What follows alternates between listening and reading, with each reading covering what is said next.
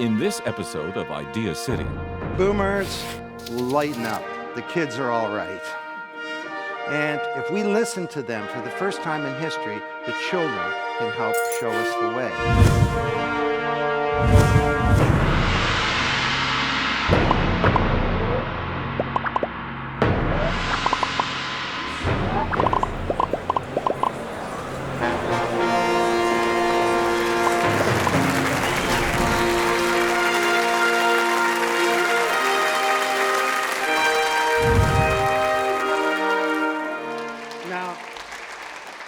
Believe it or not, there are already some people who are saying that the last great flood of fundamental scientific leaps and technical innovations are behind us, and only incrementalism lies ahead. But there are the others who say you ain't seen nothing yet. They say that our accelerations are accelerating, as all human knowledge converges at the singularity in which everything becomes information, science, and technology. And we're only talking about 20, 25 years from now. So this world of deep breakthroughs and fabulous and funny gadgets moves and changes at breakneck speed as more and more global minds join the party and contribute to human well-being. So to help us get our bearings as to where we're at and where we ought to be going, I'm pleased to kick off this gaggle of geeks with the great cartographer of these brave new digital worlds, Don Tapscott. There he is. Welcome. Well, arguably, the biggest impact of the digital revolution is on people, and specifically the first generation to come of age in the digital age. And these kids are different for sure. And many of you in this audience are under the age of 32, and many watching online are as well. So I'd like to speak to you frankly about your generation. You are the dumbest generation. The digital age is stupefying you, and it's jeopardizing our future. This English professor named Mark Berline says, don't trust anyone under 30. The internet is eating the neocortex of youth today, says Robert Bly in the Sibling Society. You're also ignorant. You know who won American Idol, but you can't put France on a map. You're also Generation Me. Jean Twenge says in a book of that title, that we've created a little army of narcissists. All you care about is Facebook and YouTube and MySpace and tweeting, and you don't give a damn about society, you just care about yourself. You're net addicted, and you're glued to the screen, and you're losing your social skills, and you're rude. And furthermore, you're a lonely bunch. You go to parties, and rather than interacting face-to-face like humans, you're staring into your little screens, lost and alone, says Sherry Turkle in a book called Alone Together. You're violent, and you're a bunch of bullies. Actually, half of you are bullies, and half of you are being bullied. And you have bad values. You lack integrity. You're dishonest. You cheat. You've created an epidemic of plagiarism in the schools. And you have a terrible youth culture. You're into terrible rap music that's violent and sexist. And furthermore, you're into drugs and alcohol and all kinds of risk-averse youth culture. You should be ashamed of yourself. Well, first of all, they're actually not the dumbest generation. They're the smartest generation by the measure of smartness. It's called IQ. And IQ's been going up for many years. get the latest Idealist news, presenter information, and watch streaming video at ideacityonline.com.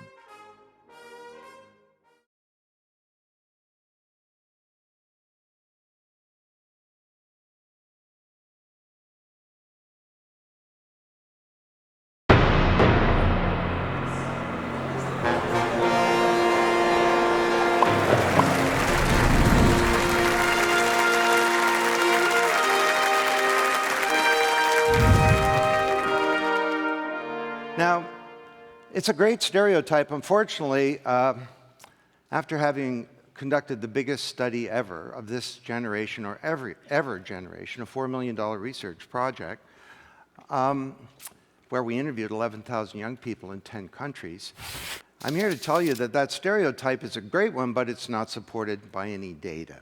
So let me tell you about what this generation is really like.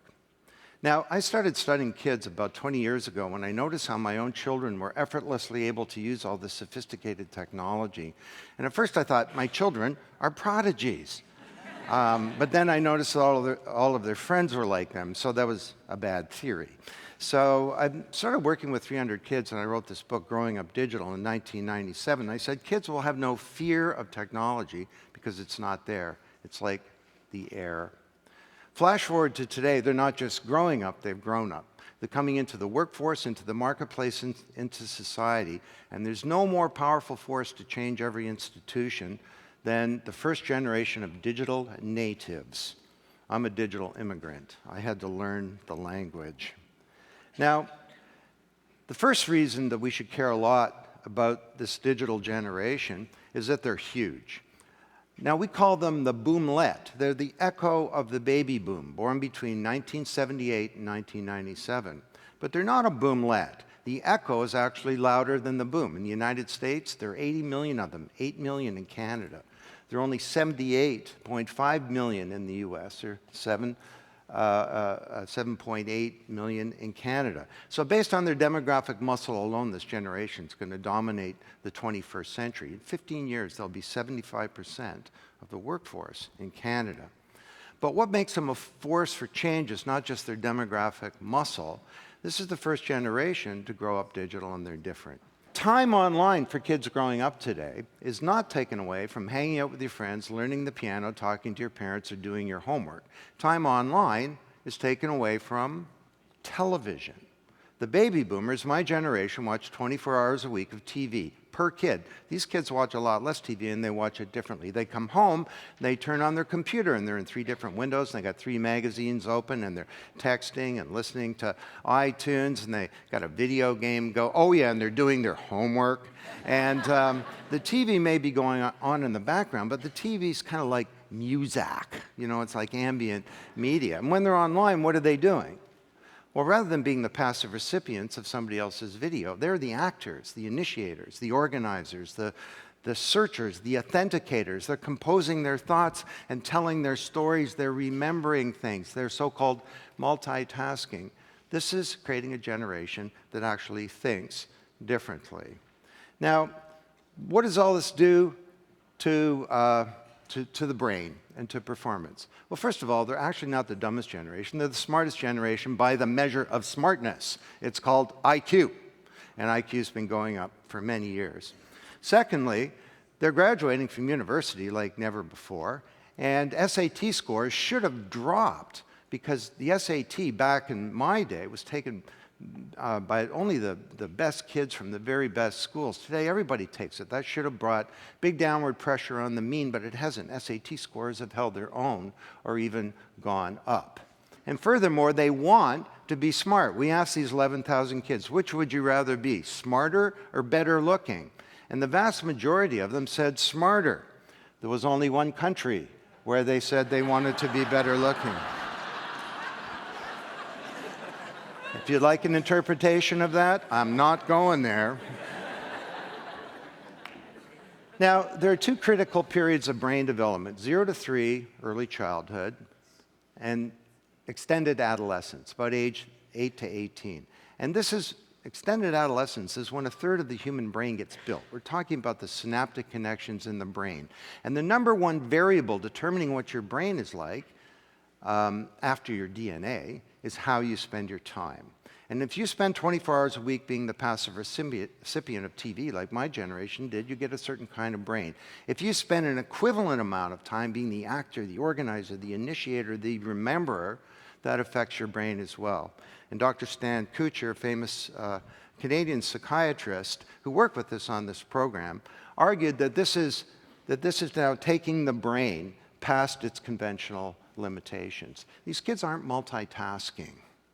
You know, they've got better active working memory and better switching abilities. It looks like you're doing 5 things at once, plus their homework. They're not. I mean, I can't even listen to iTunes and read email at the same time, but my kids can.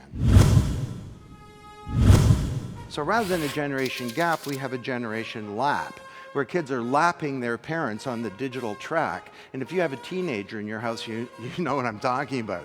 Who does the systems administration in your home?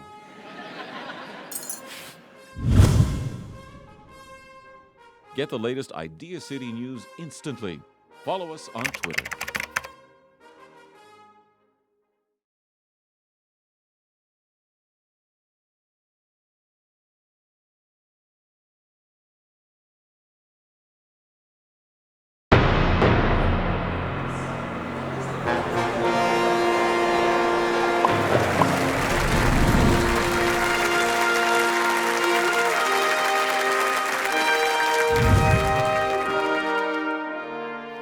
Now, there's a problem.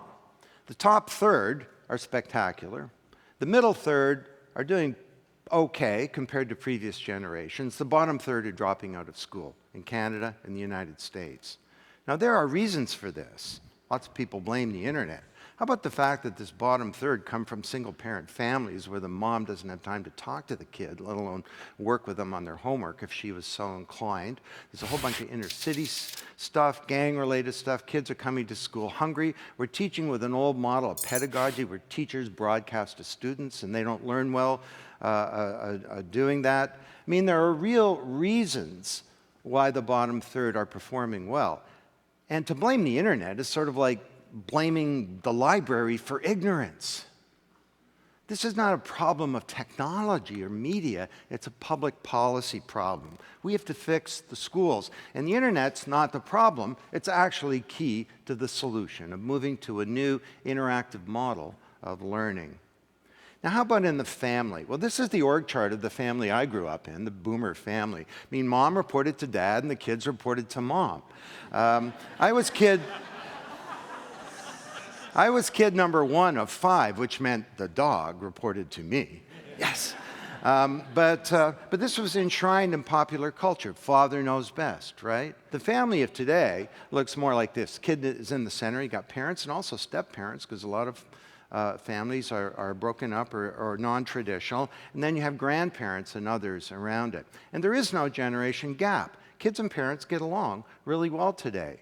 Look at your iPod and your kid's iPod. There's overlap. I mean, my parents didn't even like the Beatles, let alone, you know, the Doors or something like that. What we have today is something very different. This is the first time in human history when children are an authority about something really important. I was an authority on model trains when I was 11.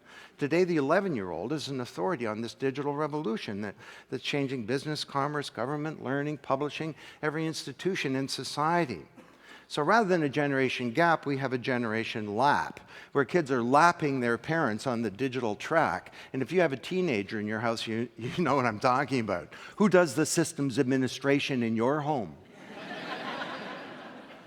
How about bullying? Well, bullying is a problem. No kid should be bullied. But the actual research that's been done, I mean, cyberbullying, when studied in proper context, is a low prevalence phenomenon, and it hasn't actually increased.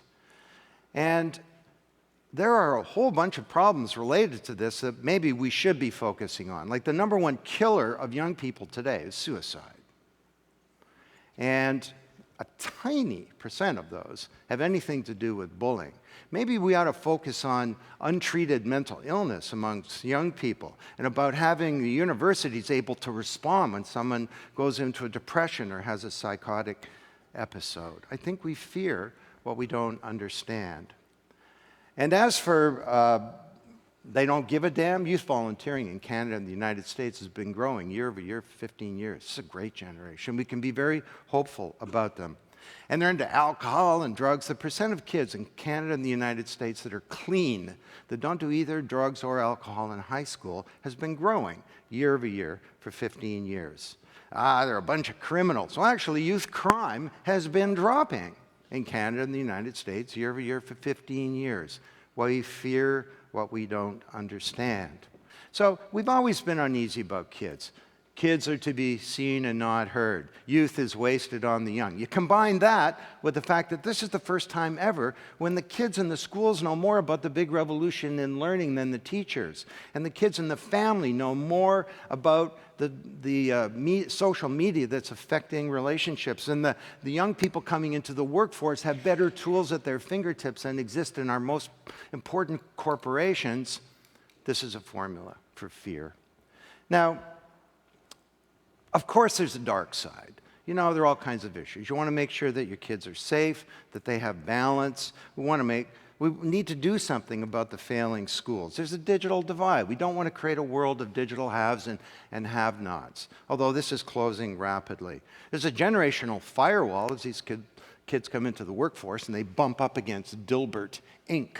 You know, in their culture is the new culture of work, and it's being resisted. And the biggest concern is privacy. Talk to your kids. They give away too much information online. And there's a danger that our basic right to privacy, which is the foundation of a free society, is being eroded. The Arab Spring was enabled by social media in ways that all kinds of people don't understand, where young people are saying, we want hope. We don't want to be treated as subjects. We want democracy. We don't want corruption. And we want opportunities. Great ideas are meant to be shared. Join the discussion on Facebook.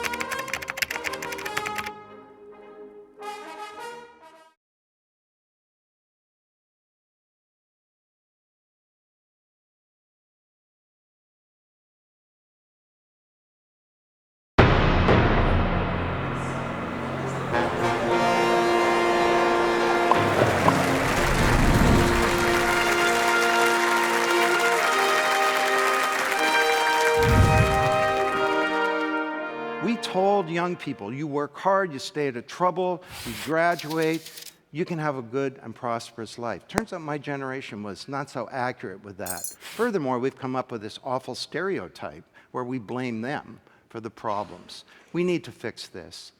You know, the Arab Spring was enabled by social media in ways that all kinds of people don't understand. And you look around the world today, it's happening right now in Turkey, and where young people are saying, we want hope. We don't want to be treated as subjects. We want democracy. We don't want corruption. And we want opportunities. And you can call Occupy a bunch of losers and hippies and anarchists, but that would be a superficial way of thinking about it. As we speak, there are thousands of people in the streets of cities all across Brazil, kids who want hope. And the largest demonstrations in Canadian history were held last year in Quebec. People say, a bunch of greedy kids don't want to pay tuition. It wasn't about that.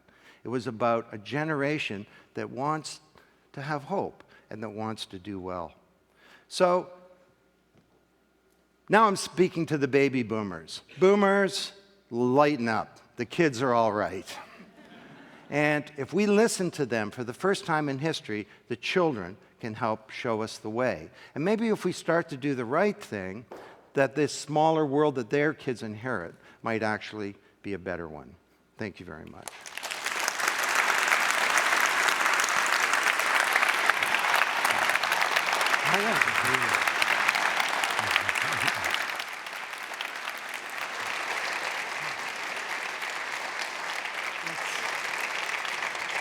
It's always daunting for me to listen to Don because he's constantly reminding me that my media, our magazine, our radio stations, our television stations are all dated, if not dead. There is hope, Don. Thanks so much.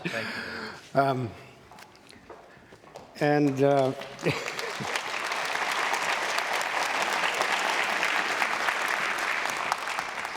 And I guess, Don, my only hope is to transform myself into an internet what? I don't think you should transform yourself into any technology. I think that we need to, first of all, be personal users. Personal use is a precondition of any comprehension. Get yourself a reverse mentor. I've had 4 of them now for many years. They were teenagers. They're now in their 20s. We have formal relationships where we sit down. They give me insights. I mean, the reason I'm on Twitter is because one of my mentors 5 years ago said, "You got to be on Twitter." And I said, "I don't want to go on Twitter. It's stupid. And I can't say anything on 140 characters." She said, "Don Tapscott, you've got to be on Twitter. Come on." So she set me all up, and kicking and screaming, I went on Twitter. Now, I'm no Lady Gaga or Ashton Kutcher today, but I have 50,000 followers on Twitter, and I wrote my last book on Twitter. It's changed my life. Twitter is now my newspaper. And if you think about all those media mentioned, the last newspaper in Canada will be published in probably 15 years. Television is becoming a digital and interactive media. Prime time is becoming my time. And all of these media industries are going through huge change. So to me, the answer, Moses, is you just need to be open and to be curious and to want to embrace the future. And the best way to do that, which is why I chose this as a topic, is through listening to a new generation. Thanks, Don. Okay, thank you. Idea City is a place where ideas come face to face to inspire and give us hope. At this time, our planet needs it most. Idea City is a place. Everybody sing. Where ideas come face to face to inspire and give us hope. At this time, our planet needs it most. Idea City, gotta bring our ideas to Idea City, where ideas come face to face to inspire and give us hope. At this time, our planet needs it most. Idea City. Oh, wonderful. That's brilliant. That's brilliant. That's it.